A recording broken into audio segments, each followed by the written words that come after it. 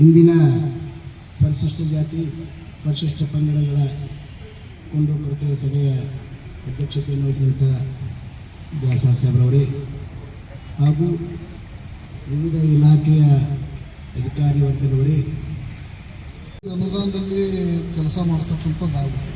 ಯಾಕಂತಂತಂದ್ರೆ ಏನಾಗಿಬಿಟ್ಟದು ಅಂತಂದ್ರೆ ನಾವು ಇದ್ದ ಏರಿಯಾದಲ್ಲಿ ವಾರ್ಡ್ನಲ್ಲಿ ಜಸ್ಟು ಅಲ್ಲಿ ಎಲ್ಲ ಸಮಾಜದ SC ST ಎಲ್ಲ ಸಮಾಜದ ಮನೆಗಳು ಅದಾವೆ. ಪರ್ಟಿಕ್ಯುಲರ್ ಮನೆಗಳು ಅಲ್ಲಿ ರಸ್ತೆ ಹೆಂಗೆ ಬಂದದ ಅಂತಂದ್ರೆ SC ಅವ್ರ ಮನೆ ಎಲ್ಲಿ ಬಂದಾಗ ಅಲ್ಲಿಗೇ ಕೆಲಸ ಕಟ್ಟಾಗ್ಯಾವ. ಇದು ಭಾಳ ಖೇದದ ಸಂಗತಿ ಅನಿಸೋದಿತ್ತು ನಮಗೆ. ಪ್ರತಿ ತಾಲೂನು ಹಾಗೆ ಇರೋದು, ಜನರದ ಮಾಡ್ಕೊಂಡು ಬರ್ತಾರೆ. SC ಮನೆಗಳು ಎಲ್ಲಿ ಬಂದಾವ ಅದು ಅಷ್ಟು ರಚನೆಗೆ ಆಗುವಂಥದ್ದಾಗಿರೋ ಪರಿಸ್ಥಿತಿ. ಅದನ್ನು ಗಂಭೀರವಾಗಿ ಪರಿಗಣಿಸಿ ಈಗಾಗಲೇ ಹಿಂದೆ ಇದ್ದಂಥ ಚೀಫ್ ಆಫೀಸರ್ಗೆ ಹೇಳಿದ್ದೆ ನಾನು. ಬಟ್ ಅವ್ರು ಹೋಗಿ ಅವ್ರಿಗೆ ಹೊಸಬ್ರು ಬಂದ್ರೆ ನೀವು ಇದನ್ನು ಗಮನದಲ್ಲಿ ತೊಗೊಂಡ್ಬಂದು ಅದನ್ನು ಮಾಡಿಲ್ಲ, ಈ ಪ್ರಯೋಜನದಾಗ ಆ ಟೈಪ್ ಏನಾದ್ರು ಮಾಡಲಿಲ್ಲ ಅಂತಂದ್ರೆ ಖಂಡಿತವಾಗಿಯೂ ಈ ಪ್ರಯೋಜನ ನೀವು ಬೇರೆ ಇಟ್ಕೊಂಡ್ರೆ ಅಂತಂದರೆ SC ST ಎಲ್ಲ ವಾರ್ಡಿಗೂ ಇದ್ದಂಥ SC ಇದ್ದಂಥ ವಾರ್ಡ್ಗಳಿಗೆ ಅಲ್ಲಿ ಏನಾದ್ರು ಮಾಡಲಿಲ್ಲ ಅಂತಂದ್ರೆ ನಿಮ್ಮ ಆಫೀಸರಿಂದ ನೊಂದವರು ಗಮನಕ್ಕೆ ಬೀಳ್ಬೇಕಂತ ನಾವು ಸ್ಪಷ್ಟ. ಈಗಾಗಲೇ ನಾವು ಬರೀ SC ST ಬಗ್ಗೆ ನಾವು ಹೇಳ್ತಾ ಇದ್ದೀವಿ. ಈಗ ಮಳೆ ಬಂದು ಬೆಳೆಗಳು ಹಾಳಾಗ್ಯಾವು. ಬಿಜಾಪುರ ಜಿಲ್ಲೆಯನ್ನು ಕೈಬಿಟ್ಟಿದ್ದಾರೆ. ಕೂಡಲೇ ಕಂದಾಯ ಅಧಿಕಾರಿಗಳು ಬೆಳೆ ಪರಿಹಾರದಲ್ಲಿ ನಮ್ಮ ಜಿಲ್ಲೆಯನ್ನು ಮತ್ತು ನಮ್ಮ ಬಾಗೇವಾಡಿ ತಾಲೂಕನ್ನು ಸೇರಿಸಬೇಕು ಅಂತೇಳಿ ಅದರಲ್ಲಿ ಪರಿಶಿಷ್ಟ ಜಾತಿ ಜನರು ಬರ್ತಾರೆ ಅನ್ನುವಂಥ ಒಂದು ನೋವನ್ನು ತಮ್ಮಲ್ಲಿ ತೋಡ್ಕೊಳ್ತಾ ಇದ್ದೀನಿ. ಅದನ್ನು ತಾವು ಕೂಡಲೇ ಗಮನ ಹರಿಸಬೇಕು. ಅದಲ್ಲದೆ ನಾನು ಹಿಂದಿನ ಯೋಜನೆ ಪ್ರಾರಂಭ ಮಾಡ್ತೇವೆ ಸರ್. ಆ 50 ಫೈನಾನ್ಸ್ದಲ್ಲೇ ಮಾಡೋಕೆ ಅನುಕೂಲ ಅದ. 15 ಹಣಕಾಸು ಯೋಜನೆ ಅಂತೇಳಿ ಬರ್ತದೆ ಗ್ರಾಮ ಪಂಚಾಯತಿ.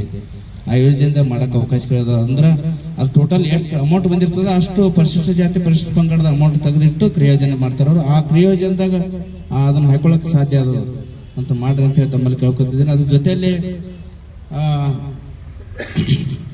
ಇಲ್ಲಿ ಲೇಡೀಸ್ ಹಾಸ್ಟೆಲ್ ಇದೆ. ನಾನು 4 ದಿನದ ಹಿಂದ್ಗಡೆ 11:30 ಗಂಟೆಗೆ ನಾನು ಸ್ವತಃ ವಾಹನದಲ್ಲಿ ಬರ್ತಕ್ಕಂಥ ಸಂದರ್ಭದಲ್ಲಿ ಹುಡುಗಿಯರೆಲ್ಲ ಹೊರಗಡೆ ಬಂದಿದ್ರು. ನಾನು ತರಿ ಮತ್ತೆ ಒಳಗಡೆ ಹೋರಮ್ಮ ಯಾಕೆ ಬಂದಿದ್ದೀರಿ ಅಂತ ಹೇಳಿದ. ಸ್ವಲ್ಪ ಒಂದರ ಗಮನ ಕೊಡ್ಬೇಕು. ಸಮಾಜ ಕಲ್ಯಾಣ ಅಧಿಕಾರಿಗಳು ವಾರ್ಡನ್ದವ್ರು ಕರೆಸಿ ಆ ಹೆಣ್ಮಕ್ಳು ಯಾಕೆ ಹೊರಗಡೆ ಬರ್ತಾರೆ ಅನ್ನೋದೇ ಗೊತ್ತಾಗ್ತಾ ಇಲ್ಲ.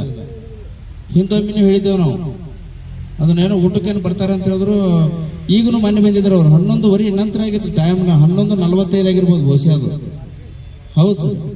ಅದಕ್ಕೆ ಅವ್ರು ಯಾಕೆ ಬರ್ತಾರ ಹೆಣ್ಣು ಮಕ್ಕಳ ಬಗ್ಗೆ ನಿಗಾ ಇಟ್ಟು ವಾರ್ಡನ್ನವರಿಗೆ ಕರೆಸಿ ಇಲ್ಲಿ ಸಮಾಜ ಕಲ್ಯಾಣದವ್ರು ಕರೆಸಿ ಸ್ವಲ್ಪ ಹೇಳ್ಬೇಕಂತ ತಮ್ಮಲ್ಲಿ ಕೇಳ್ಕೊತಾ ಇದ್ದೆ. ಜೊತೆಗೆ ತೆಲಿಗೆ ರೋಡಿಗೆ ಹೋಗುತ್ತಾ ಅಂತ ಟಕ್ಕಳಿಗೆ ಬಳಿ ಒಂದು ಕಾಲೇಜ್ ಇದೆ. ಆ ಕಾಲೇಜ್ಗೆ ಹೋಗೋ ಸಂದರ್ಭದಲ್ಲಿ ವಿದ್ಯಾರ್ಥಿ ಹೋಗ್ತಾ ಇರ್ತಾರೆ. ಅದ್ರ ಅಪೋಸಿಟ್ ಮುರಾಜಿ ಸ್ಕೂಲ್ ಇದೆ. ಯಾಕಂದ್ರೆ ಊರು ಹೊರಗೆ ಇರೋದ್ರಿಂದ ಸ್ವಲ್ಪ ಅಲ್ಲಿ ತಮ್ಮ ಇಲಾಖೆ ಸಿಬ್ಬಂದಿ ಯಾರಾದ್ರೂ ಇದ್ರೆ ಸ್ವಲ್ಪ ಭಯಭೀತ ಆಗ್ತಾರೆ ಜನ. ಯಾಕಂದ್ರೆ ನಮ್ಮ ಕಡೆ ಅಲ್ಲಿ ಹೋಗೋದು ಇಲ್ಲಿಂದ ಸುಮಾರು 3 ಕಿಲೋಮೀಟರ್ ಆಗ್ತದೆ ಟಕ್ಕಳಿಗೆ. ಅದಕ್ಕೆ ಅದೊಂದು ತಾವು ಪೊಲೀಸ್ ಇಲಾಖೆ ಮಾಡ್ತಾ ನಂಬಿಕೆ ಇದೆ ಸರ್. ಮತ್ತು ಬಸವ ಜನ್ಮಸ್ಥಳದಲ್ಲಿ ತಮಗೆ ಹೇಳಿದ್ದೇನೆ 23 ವಾರ್ಡ್ ಒಳಗಡೆ 4 ವಾರ್ಡ್ ಸ್ಲಮ್ ಇದೆ ಸರ್. ಆ ಸ್ಲಮ್ನಲ್ಲಿ ತಾವು ಒಂದು ದಿನ ಒಂದು ಕಾರ್ಯಾಗಾರ ಯಾವ ರೀತಿಯಪ್ಪ ಅಂತಂದ್ರೆ ಈಗ ತಾವು ಬೀಟ್ ಮಾಡ್ತಿಲ್ಲ ಗ್ರಾಮೀಣದಲ್ಲಿ ಅದೇ ರೀತಿಯಾಗಿ ಲೋಕಲ್. ಯಾಕಂತಂದ್ರೆ ನಾನು ಗಣೇಶ ಚತುರ್ಥಿ ಸಂದರ್ಭದಲ್ಲಿ ವಿಷಯ ಪ್ರಸ್ತಾಪ ಮಾಡಿದ್ದೆ. ದೇಶ ಸಾವಿರ ದೇಶ ತಾವಿದ್ರಿ. ಅದಕ್ಕೆ ಮಕ್ಕಳಿಗೆ ಏನಾಗ್ಬಿಟ್ಟೆ ಸರ್, ಇವೆಲ್ಲ ಬೇರೆ ಬೇರೆ ಚಟ ಅಂಟ್ಕೊಂಡು ಸಿಕ್ಕಾಪಟ್ಟೆ ಹಾಳಾಗತ್ತಾರ. ದಿನನಿತ್ಯ ನೋಡ್ತಾ ಇದ್ದೇವೆ ನಾವು. ಅದಕ್ಕೆ ಈ ಗ್ರಾಮೀಣ ಮಟ್ಟದಲ್ಲಿ ಯಾವ ರೀತಿ ಮಾಡ್ತೀರಿ ಅದೇ ರೀತಿಯಾಗಿ ಇಲ್ಲಿ ಪಕ್ಕದಲ್ಲಿ ಮಾಡಿ ಅಂತೇಳಿ ಒಂದು ವಿಶೇಷ. ಇಲ್ಲಿಗಲ್ ರಿಲೇಷನ್ ಸಂಬಂಧ ಏನೋ ನಾಳೆ ಸಂಭವ ಆಗ್ಬೋದು ಅಂತ ಗಮನಕ್ಕೆ ಇರುತ್ತೆ. ಅಂಥವು ಟೈಮ್ದಾಗ ಸೂಕ್ಷ್ಮವಾಗಿ ನಮ್ಮ ಗಮನಕ್ಕೆ ತಂದೆ. ಯಾಕಂದ್ರೆ ಆ ವ್ಯಕ್ತಿನ ಊರು ಬಿಡಿಸೋದ್ರಿಂದ ಅಥವಾ ಏನೋ ಒಂದು ಕಾರಣ ವಾರ್ ಮಾಡೋದ್ರಿಂದ ಏನೇ ಕಾನೂನು ಕ್ರಮ ಕೈಗೊಳ್ಳೋದ್ರಿಂದ ಆ ಸಮಸ್ಯೆಗಳನ್ನ ತಪ್ಪಿಸಬಹುದು. ಎಷ್ಟೋ ಆಗಿದೆ ನಿಮ್ಗೆ ಹೇಳ್ತಾ ಇದ್ದೀನಿ. ನಾವು ಆಗ್ಲಕ್ ಮಾಡ್ತೀವಿ, ಆಗ್ಲಾರ್ದು ನಾವು ಭಾಳ ಮಾಡಿದ್ದೀವಿ. ಅವು ಇಲ್ಲಿ ನಾವು ಪ್ರಸ್ತಾಪ ಮಾಡೋದಿಲ್ಲ. ಯಾಕಂತಂದ್ರೆ ಕೆಲವೊಂದ್ಸರಿ ಅಂದ್ರೆ ನಮ್ಮ ಗಮನಕ್ಕೆ ತಂದ್ರೆ ಅಂತಂದ್ರೆ 100% ನಾವು ಪ್ರಯತ್ನ ಮಾಡ್ತೇವೆ ಅದು ಯಾವುದೂ ಇದು ಮಾಡ್ಲಿಕ್ಕಂತಂದ್ರೆ. ಯಾಕಂದ್ರೆ SC ST ಜನರಿಗೆ ನಮ್ಮ ಒಂದು 4-5 ಕೇಸ್ಗಳನ್ನ ಅಂದ್ರೆ 4-5 SC ST ಜನ ಇರ್ಬೋದು, ನಮ್ಮ ಹೆಣ್ಮಕ್ಳು ಮಕ್ಕಳು ಇರ್ಬೋದು, ಯಾವುದೇ ವಿಚಾರದಲ್ಲಿ ಪ್ರಯಾರಿಟಿ ಕೊಟ್ಟು ಕೆಲಸ ಮಾಡೋಂಥ ಇಲಾಖೆಯ ನಿರ್ದೇಶನ ಆಗಿದೆ.